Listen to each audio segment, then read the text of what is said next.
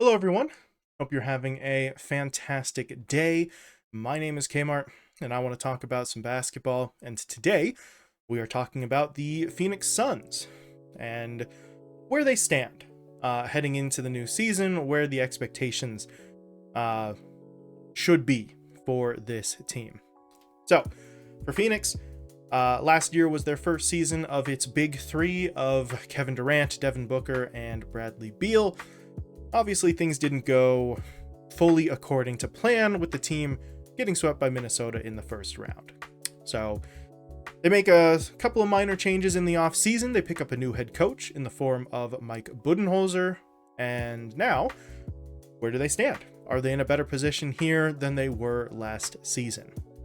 So, as we usually do with these kinds of videos, we're going to divide things into sort of a good news and a bad news section for the Suns, and we will start on the more positive side of the scenario with the good news. And the first bit of good news for Phoenix is that they still have their big three, and they still have the offense that they have built around that big three, right? Kevin Durant, Bradley Beal, and Devin Booker combined to average 72.4 points per game last season. All three of them shot 49% from the field or better, and as a result, the team around them was pretty solid on the offensive end. 10th in points in the regular season, 9th in offensive rating. So top 10 in both regards will serve you pretty well. The means by which Phoenix did this, though, was the area that was a little bit more surprising. The efficiency was the key for Phoenix, as opposed to pure volume in terms of their shooting. The team was 5th in the league in field goal percentage, shooting 49.3% from the field, but they were just 27th in the league in field goal attempts and just 13th in field goals made. You see a similar trend when you look at the three-point shooting for the team: 5th in three-point percentage, shooting 38.2%, just 25th in the league in attempts, and 20th in three-pointers made. So that was one of the questions. When they collected this big three, people wondered, how are they all going to get the shots, get the field goal attempts that they're used to, and still find their points with all three of them on the floor? The answer was that in some instances they wouldn't all get the same amount of shots that they were used to before, but they shot so efficiently that they still were able to produce maybe not quite their usual stat lines. I think Bradley Beal's scoring did regress ever so slightly, but the point was they still combined for over 70 points per game. So they're able to do that through efficient shooting. They combined that with just an absolute slew of free throws. They were one of the better free throw shooting teams in the league in the regular season. 3rd in free throws made, 6th in attempts, and 6th in free throw percentage. So they shot the ball well. They got to the line a lot. They did not miss opportunities at the free throw line. And they were able to get some relatively consistent help from non-big three players on their roster. They had 3 other guys who averaged double figures in the regular season: Grayson Allen, Eric Gordon, and Yusuf Nurkic. So you got not massive amounts of scoring from that three, but double figures on a regular basis is certainly going to help. So that's sort of part one of the good news for Phoenix. The other part is that their defensive effort can bounce back from where it was in the playoffs, at least in theory. Because in the playoffs, the Suns' defense was absolutely atrocious. It was truly awful. Among playoff teams, they gave up the most points. They gave up the most rebounds. They recorded the fewest rebounds for their own side. They were 12th in field goals, field goal attempts, and field goal percentage against, 11th in three-pointers allowed and three-point percentage against. They committed the most fouls among playoff teams and gave up the highest free throws in terms of both free throws made and free throw attempts. So they did not defend well. They did not rebound well. They were not disciplined in terms of their fouling. They gave teams copious amounts of opportunities at the line and from the floor.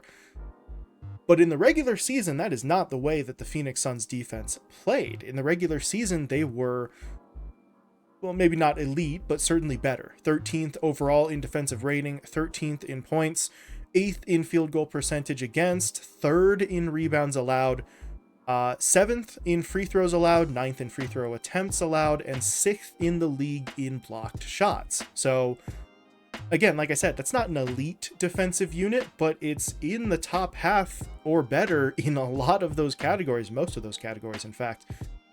And if that had been the defense they had in the playoffs, they certainly would have stood a better chance against Minnesota. So the reason this is a positive here is because it's technically possible for this team as constructed to play better defense than what we saw from them in the playoffs. And the reason we know that is because we quite literally saw them do it in the regular season. Now, personnel-wise, they're not exactly the same as they were last season, but the vast majority of that lineup remains from last year. So it certainly wouldn't be easy, but it is technically possible for the Suns defense in this upcoming season to look more like last season's regular season defense as opposed to their postseason defense, which was terrible. So a bit of good news. You really sum up the defense for the Suns by just saying it can't be any worse than it was in the playoffs. And technically speaking, that is a positive. So we move over to the other side of things. The sort of bad news here for the Suns, and really the bad news for them, is that they have the same issues this year that they did last year. They're really in the same position overall. I just talked about how their defense is technically capable of bouncing back, but will it actually do so?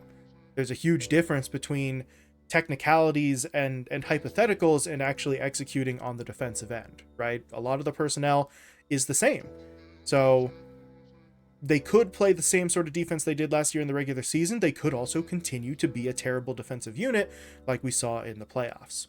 So the possibility is there, but it's obviously far from guaranteed. The more important aspect, though, for the Suns is that their bench continues to be extremely unreliable, right? The bench unit for Phoenix is shaky at best at this stage. Last season, they were 30th, dead last in the league in bench points per game. They scored 26.6 points off the bench. When they went into the playoffs, that number went even further down, from 26.6 points per game to 21.5. So the bench was really not helping. The other guys who had been contributing in the regular season were either unavailable or really did not produce, right? The three guys I mentioned, Grayson Allen, Eric Gordon, Yusuf Nurkic, all saw their scoring significantly sort of take a step back once they reached the postseason. Grayson Allen obviously only played 2 of the 4 games for the team, but he averaged just 3.5 points. Gordon averaged 8 points, Nurkic 7.8 points. So none of those guys were able to sort of hit double figures in the way that they did consistently in the regular season, and that obviously hurt the Suns when they were more and more reliant on their star players as they went along. Now, there is some form of reinforcement coming here for the Suns bench, but it's nothing that immediately or single-handedly sort of turns the tide for them, right? The biggest pickup, I would say, for their bench unit in the offseason was Tyus Jones. Just came off of a decent season with the Wizards, averaged 12 points and 7.3 assists. So the idea here is that Jones comes in and plays that sort of true point guard role that the Suns did not have last season, and honestly, it did appear that they were sort of really missing that traditional point guard. They were able to split ball handling duties between guys like Booker and Beal and Durant, but none of those guys really fit into the traditional point guard mold. Tyus Jones could be that guy for them. Other than that, though, the Suns really do have to hope for contributions from smaller role players, right? If you're looking at free agents that they added this year, they are looking for good things from guys like Monte Morris and Mason Plumlee, but other than that, it's down to the remaining bench players from last season. They did keep most of their second unit from last year, a couple of departures, but for the most part, it is going to look very similar to what we saw last season. And that's part of the problem here.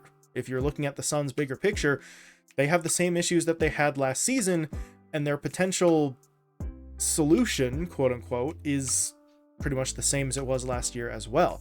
You need to hope that the big three carries them to success, and that the bench can scrape by just well enough to, in an ideal world, be an actual net positive for this team, but in reality, at least to not be a hindrance to the starters and to the star players.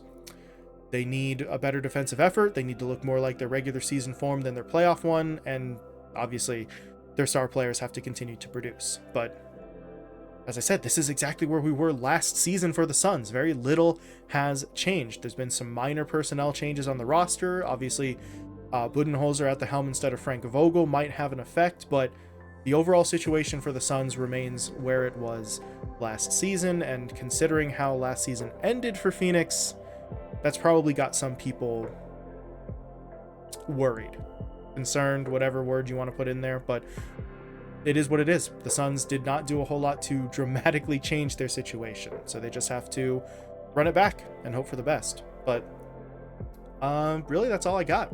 What do you think about this Suns team? Do you believe that the efficiency that the Suns played with last season, especially from their big three, is something that they're going to be able to maintain heading into this season? Do you believe that their defense can bounce back from that terrible playoff performance? Do you think that the bench will find some way to make something happen? Do you think Mike Budenholzer as the head coach instead of Frank Vogel will have a significant impact on, I guess, the dynamic of the team, sort of their identity as a squad? Or do you think that they just sort of, replace one head coach with another and it'll largely look the same? A lot of questions for the Suns heading into this season, but either way, please feel free to let me know what you think. But other than that, thank you all so much for watching, and I will talk to you later.